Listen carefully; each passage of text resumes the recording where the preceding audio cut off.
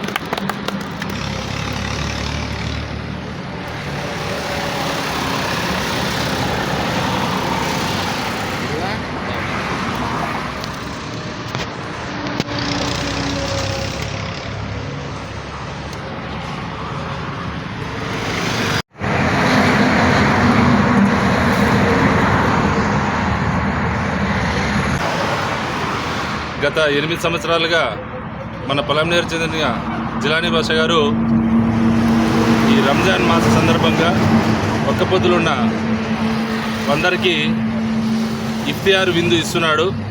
అది ప్రతి 8 సంవత్సరాలుగా నడుస్తుంది. ఇదే విధంగా ఈ టైప్ ఆఫ్ సర్వీసెస్ చాలా చూసినాం అతని దగ్గర నుంచి.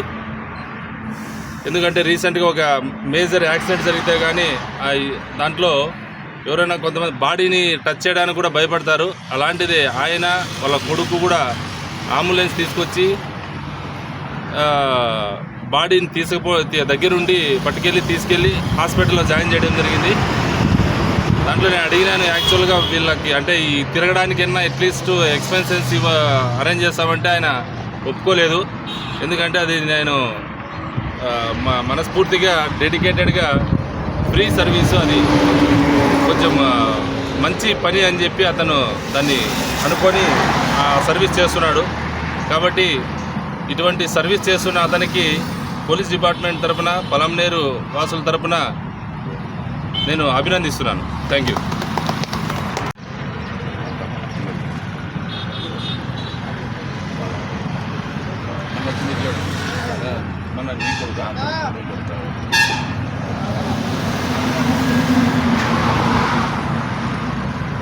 అందరికీ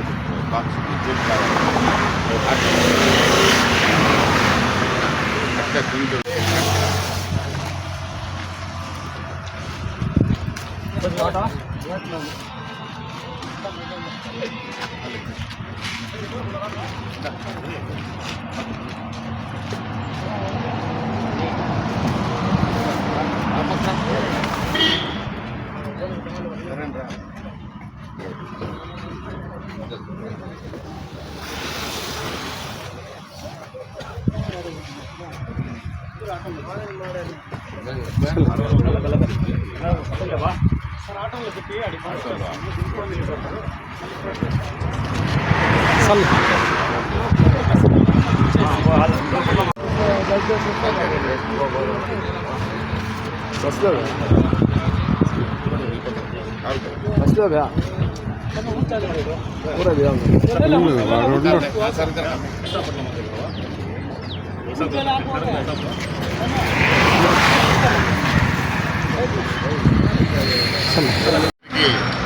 నమస్కారం మరియు అస్సలాము అలైకుం వరహమతుల్లాహి వబరకాతు.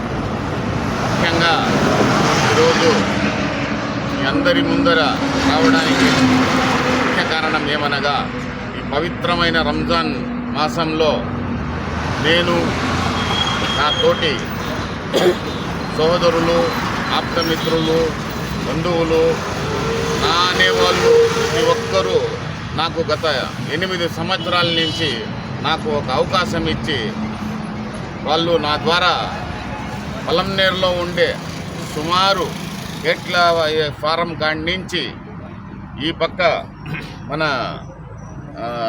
హిందూ శ్మశాన వాటిక ఆడుండే మసీద్ వరకు మరియు డ్రైవర్ కాలనీ, బీడీ కాలనీ నుంచి ఈ పక్క గడ్డూరు వరకు మరియు గంటా ఊర్లో కూడా గత 8 సంవత్సరాల నుంచి మేము ఒక మసీదుకి ఎంత లేదన్నా 50 నుంచి 60 భోజనాలు ఈసారి కూడా వెజిటేబుల్ ఎగ్ బిర్యానీ చేసి దానికి చట్నీ కొంచెం పెట్టి ఎందుకు ప్రతి మసీదుకి చేర్పించడం జరుగుతుంది.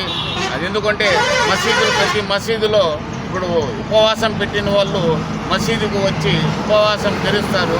వాళ్ళు సుమారు 13-14 గంటలు వాళ్ళు ఆకిలి కడుపుతో ఉండి మసీదుకు వచ్చి గ్లాస్ నీళ్ళు తాగి ఒక ఖర్జూరం తిని ఒక గుప్పెడంత అన్నం తింటే వాళ్ళకి ఎక్కడ లేని ప్రాణం వాళ్ళకి మళ్ళా తిరిగి వచ్చినట్టు ఉంటుంది. ఆ సమయంలో వాళ్ళ కడుపుల్లో నుంచి ఒక ఆశీర్వాదం అనేది ఏర్పడుతుంది. భగవంతుడా, నాకు ఎవడైనా ఈ గుప్పెడ అన్నము నాకు సహాయం చేసిండే నువ్వు వాళ్ళకి దీనికి 10 ఇంతలు నువ్వు సహాయపడు అనేసి ఆ యొక్క ఆశీర్వాదంతో మేము దీనికి ఇవ్వడం జరుగుతూ ఉంది. ఇదే కాదు, ఇట్లాగనే వచ్చి మన గంగ జాతరకు కూడా సేమ్ అదే 8 ఈసారి చేసి అది కూడా 8 సంవత్సరాలు మాది అవుతుంది. ఆ పరమాత్మ నేనేం కోరుకున్నాంటే ఈ అల్లా పరమేశ్వరుడు, ఈశ్వరుడు, ఆ ఉప్పర్ వాళ్ళ పైవాడు మాకు ఈ 8 సంవత్సరాల నుంచి ఎక్కడ ఆగకుండా దీనికి నిత్యం మా ద్వారా వచ్చి ఈ యొక్క సేవ మాకు చేయడం మాకు అవకాశం ఇవ్వడం నిజంగా చాలా సంతోషము. అందులోనూ ఈ అవకాశంలో నా తోటి సోదరులు, మిత్రులు, నా మురుగా కానీ, నా శశి కానీ, నా రియాజ్ కానీ, నా సంతోష్ కానీ, మా ఖాజా కానీ, వినాయక కానీ, తులసిరామ్ కానీ, నా పిల్లోళ్ళు, మా చెల్లెలు కొడుకులు, మా అన్న కొడుకులు అందరూ దీంట్లో పాలు పంచుకునేసి, ఎందుకంటే ప్రతి ఒక్కరూ దీనికి ముందుకు వచ్చి మామ నేను ఉంటాను, అన్న నేను ఉంటాను, అన్న నేను చేస్తాననేసి కాకుండా నా స్నేహితులు, నా శ్రేయోభిలాషులు, నాకు సపోర్టర్లు ముందుకొచ్చి నువ్వు చెయ్యి మేము ఉంటాము అనేసి నాకు వెన్నపూసలా నిలబడి చేస్తారు. నిజంగా నేను అసలు ఇది ఏదైనా ఉంది కానీ నాకు ఉండే నా సపోర్టర్లు ఈరోజు వాళ్ళ వల్ల ఎంత వీలైతే నాకు నేను అంతగా ముందుకెళ్ళి నేను ఏదో అంత చేసి ఒకే ఒకటి నేను కోరుకునేది, ఈ అన్నం మేము పెట్టి దీంట్లో రాజకీయం చేయాలా, దీంట్లో మేము పేరు సంపాదించుకోవాలా, ఏమో పెద్ద అన్నదాతలు అనేసి ఫ్లెక్సీలు వేసుకోవాల్సిన అవసరం మాకు లేదు. ఇది ఎందుకంటే మేము వృత్తిరీత్యా మేము డ్రైవర్లు, ఇక్కడ చాలా మంది డ్రైవర్లు ఉన్నాం. మా పెళ్ళం బిడ్డల కోసం మేము ఊర్లు పోతాం, దూరాబారా పోతాం, రాష్ట్రాలు విడిచిపోతాం.